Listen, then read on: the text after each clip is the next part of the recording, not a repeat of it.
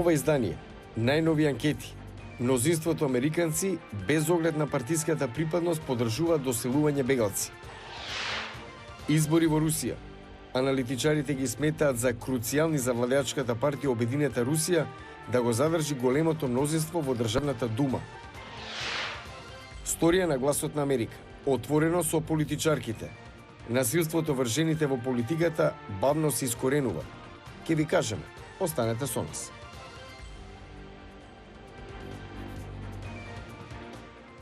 Добро вечер. Ова е ТВ журналот News Flash на гласот на Америка на македонски. Јас сум Јане Бојаджиевски. Македонската министерка за одбрана е во неколкудневна посета на Соединетите Американски држави. Ова е трета работна посета на Радмила Шекеринска на Вашингтон и на Пентагон, што представува силна потврда за унапредената билатерална одбрамена соработка со САД, со оглед на сојузничкиот капацитет на Северна Македонија како 30-та членка на НАТО, велат од Министерството за одбрана. Во рамки на посетата, Шекеринска во Пентагон се среќава со виши официјални лица. Продолжуваме понатаму, повеќе од 12.000 афганистанци се населени во САД. Сличен број на виетнамци се населија по војната во Виетнам. Повеќето експерти гледаат можност САД да се направат по-разнолики. Десетици илјади афганистанци или веќе се во САД или пристигнуваат по талибанското преземање на Афганистан минатиот месец. Овие евакуирани луѓе отишле во втора држава. Некои се во Доха, некои се во Абу Даби, некои се во околу 10 американски армиски објекти во светот. Некаков процес се случува во тие објекти. Адам Бејц е адвокат во проектот за меѓународна помош за бегалци што брани многумина афганистанци. Тој вели дека обемот на работа со населување на афганистанците во САД може да се спореди со преселувањето од Виетнам и дека сликите од Виетнам можеле да служат како предупредување за евакуацијата од Афганистан. Мислам дека кај многумина е свежо сеќавањето на хеликоптерот на САД како полетува од покривот на анексот на ЦИА и луѓето оставени зад нив. Афганистанците евакуирани во САД дошле со различен статус. Некои се со зелена карта, други со специјална имигрантска виза и голем број се така наречени хуманитарни и земени лица. Тие немаат ниту бенефиции, ниту статус. Аналитичарите велат дека Конгресот треба да донесе легислатива да им отвори пат на овие луѓе до државјанство. Ова се случи со кубанските бегалци во 60-тите и со ирачките курдски бегалци во 90-тите. Многумина виетнамци исто така влегоа во САД со хуманитарна клаузула во 70-тите. Легислативата, според експертите, ќе алоцира и федерални ресурси во форма на пари и луѓе. Ако и сега дојдат тие ресурси, тие велат дека иднината е светла. На многу начини САД има успех во интегрирањето на голем број луѓе, како што гледаме сега. Не било секогаш лесно и мазно, но навистина ја направи Америка поживо и диверзитетно општество. И многу луѓе мислат дека тоа е добра работа, затоа секој во оваа држава се чувствува добро, зашто секој дошол од некаде. Тоа е голем дел од американската традиција. Но не се сите срекни со населувањето на афганистанските бегалци. Некои врвни републиканци и други кои преферираат стриктни граници на имиграцијата се загрижени дека нема да имат доволно ресурси да се спречат потенцијални терористи да влезат во земјата. Во секој случај, нови анкети покажуваат дека мнозинството американци, без оглед на партиската припадност, поддржуваат доселување на бегалци. Ова прашање има таква двопартиска поддршка и може да е можност за конечно да се преформулира таа конверзација за нашата приемчивост за сите кои сакаат да дојдат овде од странство. Русија се подготвува за парламентарни и локални избори в недела во, како што винува опозицијата, атмосфера на репресија во која многу кандидати се исклучени. Детали од Рикардо Маркина од Москва. Аналитичарите овие избори ги сметаат за круцијални со намерата на владеачката партија Обединета Русија да го задржи големото мнозинство во државната дума или парламентот на Русија.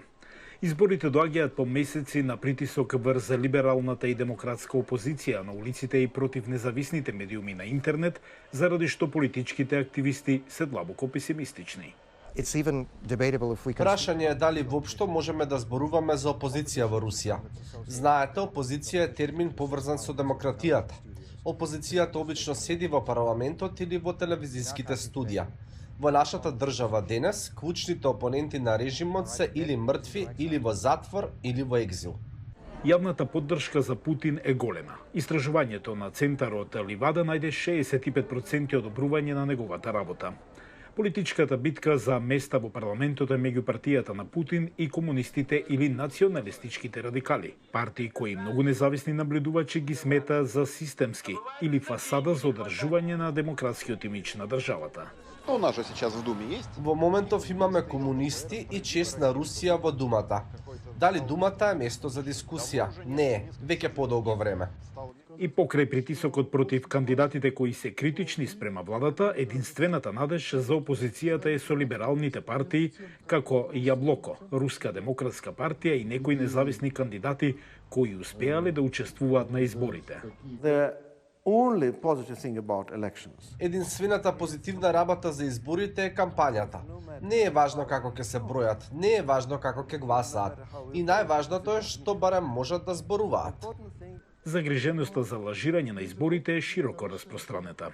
Опозицијата се надева на масовна излезност како единствена одбрана од измама. Ако се обидат да го сторат тоа, легитимитетот на Думата ќе биде нула. Затоа е важно да се мобилизираат поддржувачите и покрај се. Но раните индикации упатуваат на низок одзив, со малкумина опозициони кандидати и голема апатија кај гласачите, големи политички промени во Русија не се очекуваат.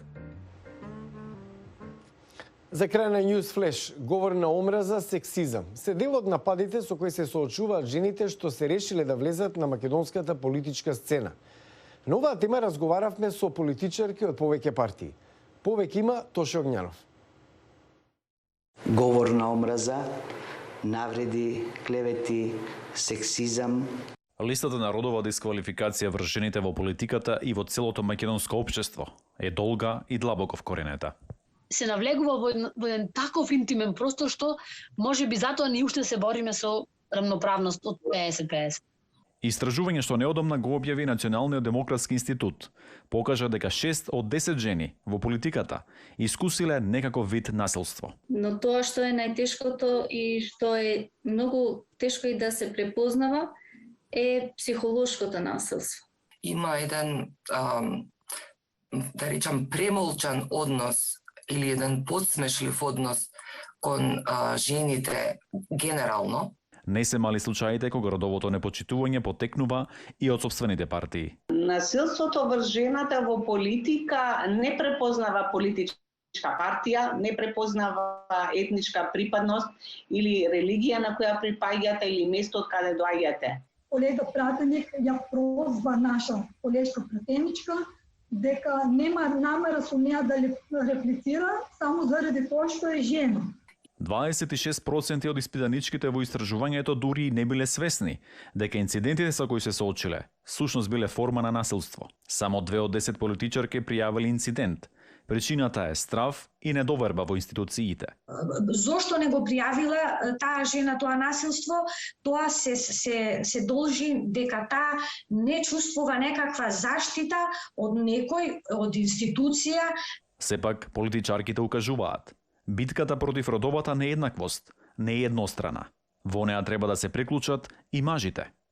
Да се охрабрат и да признаат дека може би направиле некаков вид на насилство и само на тој начин може да го решиме проблемот или во најмала рака да го намалиме проблемот. Тоа беа само дел од проблемите за кои зборуваа нашите соговорнички. Повеќе детали за нивните ставови и искуства на нашите интернет платформи. Го гледавте петочниот News Flash на Гласот на Америка на македонски. Јас сум Јане Бојаджиевски од студиото во Вашингтон. Пријатна вечер и пријатен викенд.